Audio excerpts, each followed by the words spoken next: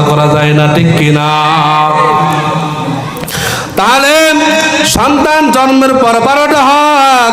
1 নম্বর, সন্তানের ডান কানে আযান শুনাই দিতে হবে, বাম কানে ইকামত। পয়গম্বর বলেন, আবু দাউদ শরীফের 5105 নম্বর হাদিসের বর্ণনা। পয়গম্বরের এক সাহাবী বলেন, রাআইতু রাসূলুল্লাহ সাল্লাল্লাহু আলাইহি ওয়া আলিহি ওয়া সাল্লাম ইউতা বিসবিয়ান। রাসূল সাল্লাল্লাহু আলাইহি ওয়াসাল্লাম বলেন, আযানা ফি উযুনিল হাসান ইবনে আলী হিনা ওয়ালাদাতহু ফাতিমাতু বিসসালাম। পয়গম্বরের সাহাবী বর্ণনা করতেছেন, আমি দেখলাম রাসূল সাল্লাল্লাহু আলাইহি ওয়াসাল্লামকে ফাতেমা যখন তার সন্তান হাসানকে জন্ম দিলেন, তখন নবীজিকে দেখলাম মুয়াজ্জিন যেমন নামাজের আযানের সময় আযান দেয়, সেই রকম আযান দিতে আমি নবীকে দেখলাম। আযান কেন দিবেন? কয় আযান দিলে সর্বপ্রথম একটা নবজাতক শিশুর কানের ভিতর আল্লাহ তাআলার একাত্মবাদের কথা যে শুনলো, রাসূল নবীজির নাম শুনলো, তাহলে এই সন্তান বড় হইলে আর কিছু না হোক কাফের মুশরিক বা নাস্তিক হবে না, ঠিক কিনা? এজন্য 1 নম্বর সন্তানের হক, সন্তানের কানে আযান শুনাই দিতে হবে। 2 নম্বর, সন্তানকে তাহনিক করানো হবে। দলিল বুখারী শরীফের 3909 নম্বর হাদিসের বর্ণনা। পয়গম্বরের এক সাহাবিয়া, মহিলা সাহাবিয়া আসমা রাদিয়াল্লাহু তাআলা আনহা বলেন, আন আসমা রাদিয়াল্লাহু তাআলা আনহা ক্বালাত, আসমা রাদিয়াল্লাহু তাআলা আনহা বলেন, মুসলমানেরা যখন দলে দলে হিজরত করিয়া মদিনার দিকে যাইতেছিলেন, আমিও হিজরত করে মদিনার দিকে গেলাম। আতাইতুল মদিনাতা ফানাজালতু বিকুবাইন, আমি কুবা নামক স্থানে নামলাম। ফাওয়ালাতুহু, আমি ওই কুবা নামক স্থানে আমার সন্তানকে জন্মগ্রহণ করাইলাম। সন্তান জন্মগ্রহণ করার পর সন্তানকে নিয়ে ফাতাইতু বিহিন নবী সাল্লাল্লাহু আলাইহি ওয়া আলিহি ওয়া সাল্লাম ফাওয়াদাতুহু ফি হাজরিহি, সন্তানকে সাহাবায়ে কেরাম নিয়ে রাসূল সাল্লাল্লাহু আলাইহি ওয়া সাল্লামের কোলের ভিতর দিয়ে দিলেন। সুম্মা দাআ বিতামারাতিন, পয়গম্বর খেজুর আনাইলেন, খেজুর আনাইয়া ফামাদাবাহা সুম্মা তাফালা ফিহি, রাসূল সাল্লাল্লাহু আলাইহি ওয়াসাল্লাম নিজে খেজুর চিবাইলেন। খেজুর চিবানোর পর ওই সন্তানের মুখের ভিতর দিয়ে দিলেন। ওই লালা মিশ্রিত খেজুর ওই সন্তানের মুখের ভিতরে দিয়ে দিলেন। এটাকে বলা হয় তাহনিক। তাহনিক মানে সন্তান জন্মগ্রহণ করার পর কোন পীর বুজুর্গ আল্লাহওয়ালাকে দিয়ে খেজুর চিবাইয়া ওই লালাযুক্ত খেজুর একটু সামান্য অংশ তার মুখের ভিতরে দেওয়া। এই দিলে কি হয়, ওই পীর বুজুর্গ আল্লাহওয়ালার ভিতরে যে আমল আছে, যে আখলাক, যে ভালো জিনিসটা আছে, গুণগুলা, ওই গুণগুলো সন্তানের ভিতর ঢুকতে পারে। এরপর বলেন, ফাকান আউয়ালা দাখালা জাওফুহু রিকু রাসূলুল্লাহি সাল্লাল্লাহু আলাইহি ওয়া আলিহি ওয়া সাল্লাম। আসমা রাদিয়াল্লাহু তাআলা আনহা বলেন, আমার সন্তান আব্দুল্লাহ ইবনে জুবাইরের মুখে সর্বপ্রথম দুনিয়ার কোন সাধারণ খানা যায় নাই। সর্বপ্রথম যে খানাটা গেছেন এটা হলো পয়গম্বরের লালা মুবারক, সুবহানাল্লাহ। এই সমস্ত আলোচনা দরকার আছে না নাই? আছে না নাই? আমরা জানি এইগুলা, অধিকাংশই জানি না। 3 নাম্বার, সন্তানকে দেখে, সন্তানের বাবা মাকে দেখে নেকের দোয়া করা, ভালোর দোয়া করা। দলিল আবু দাউদ শরীফের 5106 নম্বর হাদিসের বর্ণনা। পয়গম্বরের স্ত্রী আম্মা জান আয়েশা রাদিয়াল্লাহু তাআলা আনহা বলেন, আন আয়েশা রাদিয়াল্লাহু তাআলা আনহা ক্বালাত ইউতা বিসবিয়ান ফায়াদউ লাহুম বিল বারাকাতি। আম্মা জান আয়েশা রাদিয়াল্লাহু তাআলা আনহা বলেন, যখন রাসূল সাল্লাল্লাহু আলাইহি সাল্লাম এর জামানায় যখন কোন সন্তান জন্মগ্রহণ করতেন, তখন নবীদের কাছে নিয়ে আসতেন। আসার পর রাসূল সাল্লাল্লাহু আলাইহি ওয়াসাল্লাম তার জন্য বরকতের দোয়া করে দিতেন, সুবহানাল্লাহ। বাজে কত? আইয়ুব আস-সখতিয়ানি রাহমাতুল্লাহি আলাইহি তিনি বলেন যে কোন সন্তানকে দেখলে তিনি দোয়া করতেন যে তোমার সন্তানকে আল্লাহ তাআলা তোমার জন্য এবং উম্মতি মুহাম্মাদের জন্য বরকতের কারণ বানাক। সুবহানাল্লাহ। 4 নম্বর সন্তানের জন্য আকিকা করা। আকিকা দরকার আছে না নাই? আকিকা কেন করতে হবে? আকিকা করলে ওই সন্তানের থেকে সমস্ত বিপদ আবার রোগ বালা মুসিবত আল্লাহ তাআলা দূর করে দেবেন। সুবহানাল্লাহ। দলিল নাসাই শরীফের 4220 নম্বর হাদিসের বর্ণনা। পয়গম্বরের সাহাবী বলেন قال النبي صلى الله عليه وآله وسلم كل غلام رهين بعقيقته تذبح عنه يوم السابع ويحلق رأسه ويسمى। পয়গম্বরের সাহাবী বলেন প্রত্যেকটা সন্তান আকিকার সাথে আবদ্ধ। তার জন্মের 7ম দিনে আকিকা করে দিবা এবং 7ম দিনে আকিকা করবা এবং তার মাথার চুল ছেঁচে দিবা এবং তার সুন্দর একটা নাম রাখবা। জন্মের 7ম দিনে আকিকা করতে হবে। যদি 7ম দিনে আকিকা করা না যায় তাহলে 14তম দিনে অথবা 21তম দিনে আকিকা করতে হবে। জামিউস সগীরে আছেন পয়গম্বর বলেন আল আকিকাতু লিসাবঈন আও লি14 আও লি21। আকিকা সর্বপ্রথম 7 দিনে, না পারলে 14তম দিনে, সেটাও না পারলে 21তম দিনে আকিকা আদায় করবা। সুবহানাল্লাহ। এবার আকিকা কয়টা করতে হবে? পয়গম্বর বলেন লিল গুলামি শাতানে, ছেলে সন্তান হইলে 2টা, ওয়ানিল জারিয়াতি ওয়াহিদাতুন, যদি মেয়ে সন্তান হয় তাহলে একটা আকিকা করতে হবে। আর আকিকার ছাগল যদি পুরুষ হয় অথবা মহিলা হয়, অর্থাৎ খাসি হোক বা বকরি হোক, কোনো সমস্যা নাই। এবার যদি সামর্থ্যবান না হয়, গরিব হয়, ছেলের জন্য একটা দিয়ে আদায় করলেও হয়ে যাবে। এটা পয়গম্বর বলেন তিরমিজি শরীফের 1519 নম্বর হাদিসের বর্ণনা। قال النبي صلى الله عليه وسلم عق رسول الله صلى الله عليه وسلم عن الحسن بشاة। পয়গম্বরের নাতি হাসান রাদিয়াল্লাহু তাআলা আনহুর জন্য একটা বকরি দ্বারা আকিকা করছেন। এই জন্য যদি সামর্থ্যবান না হয়, গরিব হয়, তাহলে ছেলের জন্য একটা দিয়ে আকিকা করলো হয়ে যাবে। আর একটা মাসালা আমরা গ্রামে অনেকে জানি না, আকিকার গোশত অনেকে বলে মা বাবা খাইতে পারবে না, যার জন্য আকিকা সে খাইতে পারবে না, বলে কি বলে না? আকিকার গোশতের হুকুম কোরবানি গোশতের মতন, অর্থাৎ কোরবানির গোশত যেমন সবাই খাইতে পারবে, আকিকার গোশত যে যার নামে দেবেন সেও খাইতে পারবে, কোনো সমস্যা নাই। তো 4 নম্বরে আকিকা, আমি সময় সংক্ষেপ অল্পতে বলতেছি কারণ আরো তো অনেক লোক আছেন। 5 নম্বরে ওই সন্তানের জন্য ভালো নাম রাখা। কি রাখা? সন্তানের জন্য ভালো নাম রাখা। সুয়াবুল ঈমান একটা কিতাব আছে, এই কিতাবের 11তম খণ্ড 133 নম্বর পৃষ্ঠা।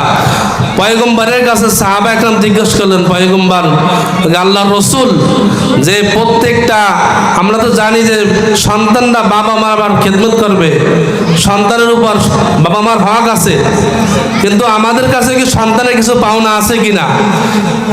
তখন রাসূল সাল্লাল্লাহু আলাইহি ওয়াসাল্লাম বললেন, সন্তান যখন জন্মগ্রহণ করবে তখন তাদের জন্য সুন্দর একটা নাম রাখবা, সুন্দর নাম রাখবা। কিন্তু আজকে আমরা এমন নাম রাখি, আর সন্তান মুসলমান না হিন্দু না খ্রিস্টান বোঝা যায় না, ঠিক কি না? কিয়ামতের ময়দানে আল্লাহ তাআলা অনেক মানুষ নামের ওসিলায় পার হয়ে যাবে। সুবহানাল্লাহ। এই জন্য সন্তানের জন্য একটা ভালো নাম রাখা। 6 নম্বর, সন্তানকে ইমানি তরবিয়ত শিক্ষা দেওয়া। ইমানি তরবিয়ত শিক্ষা দেওয়া, যেমন আমি শুরুতে বলছি, কু আনফুসাকুম ওয়া আহলিকুম নারা, নিজেও বাঁচবা এবং তোমার পরিবার পরিজনকে বাঁচাবা। তো এই আয়াতের ব্যাখ্যায় হযরত আলী রাদিয়াল্লাহু তাআলা আনহু বলেন যে তাদেরকে আদব শিক্ষা দেওয়া এবং দ্বীন শিক্ষা দেওয়া, তরবিয়ত শিক্ষা দেওয়া। এই তরবিয়তের ভিতর সবথেকে বড় একটা গুরুত্বপূর্ণ তরবিয়ত হলো তাকে নামাজের তরবিয়ত শিক্ষা দেওয়া। কিসের তরবিয়া? নামাজের তরবিয়া শিক্ষা দেয়। আবু দাউদ শরীফের 495 নম্বর হাদিসের বর্ণনা রাসূল বলেন, ক্বালান নবী সাল্লাল্লাহু আলাইহি ওয়া আলিহি ওয়াসাল্লাম, পয়গম্বর আলাইহিস সালাতু ওয়াস সালাম বলেন, মুরু আওলাদাকুম বিস সালাতি ওয়া হুম আবনাউ 7 সিনিন ওয়াজরিবুহুম আলাইহা ওয়া হুম আবনাউ 10 সিনিন ওয়াফাররিকু বাইনাহুম ফিল মাদাজি'i। পয়গম্বর আলাইহিস সালাতু ওয়াস সালাম বলেন, মুসলমান ইমানদার খুব খেয়াল করে শুনবেন, যখন তোমার সন্তানের বয়স 7 বছর হয় তখন তোমার সন্তানকে নামাজের ট্রেনিং দেবা, প্রশিক্ষণ দেবা। কিন্তু আমরা কি করি, সন্তান ঘুমাই রয়েছে, থাক ঘুমানো, সন্তান ঘুমাই রয়েছে, মা ডাক দিলে বাবা কয় ও ঘুমাও, ছোট মানুষ নামাজ পড়া দরকার নাই। আবার বাবায় ডাক দিলে মা ঠেকায়। কিন্তু সকালবেলা যখন কেজি স্কুলে যায় ভোরবেলা, তখন ঘুমাইতে না জাগতে চাইলেও ঠেলে গুতে জায়গায়, ঠিক কিনা? তাহলে এই সন্তানকে তো আমি আপনি খারাপ বানাই দিছি। আমার আপনার খেদমত কেমনে করবে? কেমনে করবে সন্তান খেদমত? দিন তো শিখাই নাই। এই জন্য ভাইরা আমার, এবার রাসূল সাল্লাল্লাহু আলাইহি ওয়াসাল্লাম বলেন, ওয়াজরিবু আলাইহা ওয়া হুম আবনাউ 10 সিনিন। যখন সন্তানের বয়স 10 বছর হয় তখন সন্তান যদি নামাজ না পড়ে, তখন নামাজ না পড়ার কারণে তাকে সামান্য শাসন করবা এবং তাদের বিছানা আলাদা করিয়ে দিবা। যখন বয়স 10 হয়ে যায়, বাবার সঙ্গে মেয়ে, মায়ের সঙ্গে ছেলে ঘুমাবা না। এটা শরীয়তের অনেক বড় সমস্যা। এটা মুফতি সাহেবদের থেকে মাসালা জেনে নেবেন। তাহলে 6 নাম্বার, পিতামাতা সন্তানকে তরবিয়াত শিক্ষা দেবে, মানে তরবিয়াত। 7 নাম্বার, পয়গম্বর বলেন দিন শিক্ষা দেবা, দিন শিক্ষা দেবা, কোরআন শিক্ষা দেবা। রাসূল সাল্লাল্লাহু আলাইহি ওয়াসাল্লাম বলেন, বুখারী শরীফের 5027 নম্বর হাদিসের বর্ণনা, পয়গম্বর বলেন, খায়রুকুম মান তাআল্লামাল কুরআন ওয়া আল্লামা। তোমাদের মধ্যে ওই ব্যক্তি সবথেকে বেশি উত্তম যে কোরআন মাজিদ শিখে এবং অপরকে শেখায়। 8 নম্বর, পয়গম্বর বলেন, সন্তান যখন বড় হয়ে যায়, সন্তানের ভিতরে যদি তুমি জায়গা সম্পত্তি ভাগ করে দিতে চাও, তাহলে সবার মধ্যে সমান ভাগ করিয়ে দেবা। আর একটা মাসালা মনে রাখবেন, বাবা যদি জীবিত অবস্থায় সন্তানের ভিতরে জায়গা ভাগ করে, তাহলে মেয়ে ছেলে উভয় সমান পাবে, ছেলে ডবল পাবে, মেয়ে অর্ধেক পাবে। এটা বাপ মরা যাওয়ার পর যদি বাবা জীবিত অবস্থায় সন্তানের ভিতরে জায়গা বন্টন করে, তাহলে সন্তান সবাইকে সমান দিতে হবে, মেয়েকেও সমান দিতে হবে। সন্তান একজনকে রাস্তার পাশে আর একজন বিলের মাঝখানের জায়গা, এরকম বৈষম্য করলে হবে না। পয়গম্বরের একজন সাহাবী নু'মান ইবনে বাশির রাদিয়াল্লাহু তাআলা আনহু, তিনি রাসূল সাল্লাল্লাহু আলাইহি ওয়াসাল্লামের কাছে এসে বললেন, ও পয়গম্বর, কদ নাহালতু নু'মান কাযা ওয়া কাযা, আমি আমার সন্তানকে নু'মানকে এই সমস্ত জমি আমি বেশি দিতে চাই, আমার সম্পদ, আপনি সাক্ষী থাকেন। নবীজি বললেন, তোমার অন্য সন্তানদেরকে কি একই দিছো? কয় না। তাহলে আমি সাক্ষী থাকতে পারবো না। তুমি কি চাও তোমার সব সন্তান তোমার সাথে সমান ব্যবহার করুক? কয় জি ইয়া রাসূলুল্লাহ। তখন নবীজি বললেন, তাহলে সবার মধ্যে সমান বন্টন করবা। একজন এক চোখে আর একজন আর এক চোখে দেখা যাবে না। সন্তান দুইজনকে সবাইকে সমান চোখে দেখতে হবে। অনেক সময় বড় সন্তান সংসারের জন্য খাটতে খাটতে মরিয়ে যায়, কিন্তু অন্য সন্তান আর জিগায় না। কিন্তু দেখা যায় মা বাবা ওই অন্য সমস্ত যারা জিগায় না এদের নিয়ে বেশি নাচানাচি করে, ঠিক কিনা? এজন্য সন্তান সবার সমান চোখে দেখতে হবে। 9 নাম্বার, সন্তান যখন বিয়ের বয়স হয় তখন তাদেরকে বিবাহ দিয়ে দিতে হবে। রাসূল সাল্লাল্লাহু আলাইহি ওয়াসাল্লাম বলেন, শুআবুল ঈমান 11 নম্বর খণ্ড 137 নম্বর পৃষ্ঠা রাসূল সাল্লাল্লাহু আলাইহি ওয়াসাল্লাম বলেন, মান উলিদা লাহু ওয়ালাদুন ফালিয়ুহসিন ইসমাহু ওয়া আদাবাহু। পয়গম্বর বলেন, সন্তান যখন জন্মগ্রহণ করেন তখন তার একটা ভালো নাম রাখবা, এরপরে তাকে আদব শিক্ষা দিবা। ফাইদা বালাগত, যখন তাকে বালেগ হয়ে যায় তখন তুমি বিবাহ করাই দেবা। বালেগ হওয়ার পর যদি বিবাহ না করাও, আর যদি সন্তান গুনাহগার হয়, গুনাহ করতে থাকে, বিয়ে না করার কারণে যে সমস্ত যৌন গুনাহ আছে এগুলো তো করতে থাকে, তাহলে এই সমস্ত সব গুনাহ বাবার উপর বর্তাবে। সন্তানকে 1.5 লাখ 2 লাখ টাকা দিয়ে মোটরসাইকেল কিনে দেন, 30-40 হাজার টাকা দিয়ে স্মার্টফোন কিনে দেন। বিবাহ দেওয়ার সময় কয় টাকা পয়সা নাই, তাহলে আপনি এটা কেমনে দিলেন? 2 লাখ টাকা দিয়ে সন্তানদের 2-3 বার বিয়ে দেওয়া যায়, ঠিক কিনা? আর যদি গরিব হয় সেটাও রাসূল বলেন, ওয়ালান নবী সাল্লাল্লাহু আলাইহি ওয়া আলিহি ওয়াসাল্লাম, এটাও বুখারী শরীফের হাদিস। রাসূল সাল্লাল্লাহু আলাইহি ওয়াসাল্লাম বলেন, ইয়া মা'শারাশ শাবাব মান ইসতাতা'a মিনকুমুল বা'আতা ফালিয়াতাযাওয়াজ ফাইন্নাহু আগাদ্দু লিল বাসারি ওয়া আহসানু লিল ফারাজি ওয়া মান লাম ইস্তাতি' ফাআলাইহি বিস-সাওম ফাইন্নাহু লাহু বিদাউন। পয়গম্বর আলাইহিস সালাতু ওয়াস সালাম যুবকদেরকে লক্ষ্য করে বলতেছেন, হে যুবক সম্প্রদায়, তোমাদের মধ্যে যাদের বিবাহের বয়স হয়ে গেছে এবং সামর্থ্য আছে, টাকা পয়সা আছে, তোমরা বিবাহ করে নাও। বিবাহ করলে কি হবে? কয় বিবাহ করলে তোমাদের যৌনাঙ্গ লজ্জাস্থান হেফাজত হবে। আর কি হবে? কয় আর একটা কাজ হবে, সেটা চক্ষু হেফাজত হবে, চোখের হেফাজত হবে। আর যদি বিবাহ করার সামর্থ্য না হয়, টাকা পয়সা যদি না হয়, গরিব হয়, তাহলে ফাআলাইহি বিস-সাওম, তুমি থাকবা রোজা, ফাইন্নাহু লাহু বিদাউন, তাহলে রোজা থাকলে তুমি হয়ে যাবা সোজা, ঠিক কি না? হ্যাঁ, 34 মাসে রোজা রাখা যত সন্ধ্যার সময় যত সুন্দরী মাই হোক ওদের তাকাইতে মন চায়, সেজন্য রোজা রাখলে যুবকরা দমন হয়ে যাবে। 10 নাম্বার, রাসূল সাল্লাল্লাহু আলাইহি ওয়াসাল্লাম বলেন যে বিবাহের সময় ছেলে মেয়ের উভয়ের অনুমতি নেওয়া, অর্থাৎ আপনি বাপ একটা মেয়েকে ছেলেকে পছন্দ করছেন, ছেলেটা গাঁজা কর না মদ করো দেন না, টাকা পয়সা আছে, মেয়ের জোর করে বিয়ে দেন, এটা যেন না হয়। আগে মেয়ের থেকে অনুমতি নেয়, মা এইরকম একটা সন্তান দেখছি, ছেলে দেখছি, এই অবস্থায় তুই কি রাজি আছিস কিনা, তার থেকে অনুমতি নিয়ে বিবাহ করার। এক্ষেত্রে আবার ছেলে মেয়ে যারা আছেন তারা যেন আবার একজনকে পছন্দ করে এসে বাবা মার কাছে এটা বলা যাবে না যে আমি অমুকটা পছন্দ করি, অমুক খুব ভালো, এটা বলা যাবে না, এটা আবার নাফরমানি হবে, শয়তানি। তাহলে 10 নাম্বার, বিবাহের সময় ছেলে মেয়ের অনুমতি নিয়ে তাদেরকে অনুমোদন দেওয়া যে তার বিবাহ রাজি আছে না নাই। 11 নম্বর, রাসূল সাল্লাল্লাহু আলাইহি ওয়াসাল্লাম বলেন সন্তানের জন্য ভরণ পোষণের দায়িত্বটা বাবার, ভরণ পোষণ তৈরি করা, তাদের ব্যবস্থা করা। রাসূল সাল্লাল্লাহু আলাইহি ওয়াসাল্লাম বলেন, আবু দাউদ শরীফের 1692 নম্বর হাদিসের বর্ণনা, রাসূল বলেন, কাফা বিল মারই কাযিবান আইয়ু কাফা বিল মারই কাযিবান কাফা বিল মারই ইসমান আইয়ু তাইয়া মাইয়াকুদ। পয়গম্বর বলেন, কোন ব্যক্তি গুনাহগার হওয়ার জন্য এতটুকুই যথেষ্ট যে তার অধীনস্থদের রিজিক নষ্ট করে। অনেক নাফরমান আছে, 700-800 টাকা ডেলি ভ্যান চালাইয়া দেখা যায় যে সন্ধ্যার পর গাঁজা খায়, তাস খেলে, বিভিন্ন আড্ডায় বিভিন্ন খারাপ কাজে শেষ করিয়াছে, আছে না নাই? বাড়িতে ছোট সন্তান, দুধের বাচ্চা দুধ পায় না ঠিক মতন খাবার পায় না, ছোট ছোট বাচ্চারা না খেয়ে আছে, তাহলে আপনি এটা গুনাহ কাজ করলেন।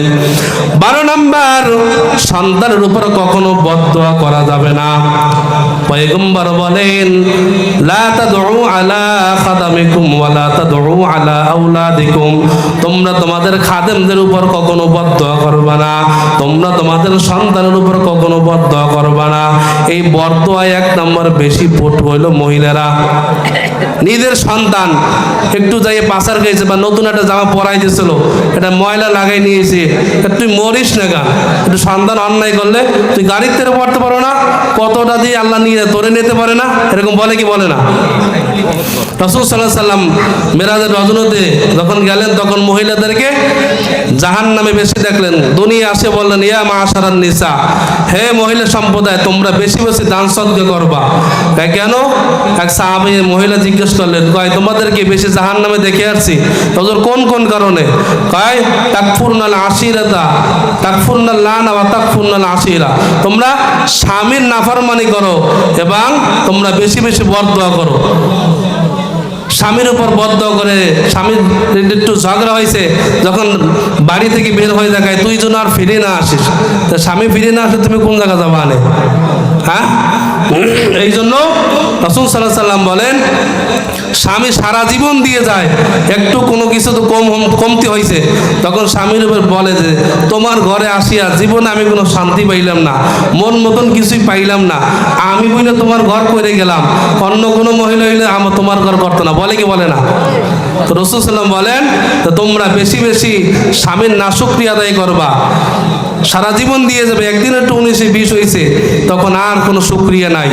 আর বেশি বেশি বরদোয়া করো সন্তানের। টাইম হয়েছে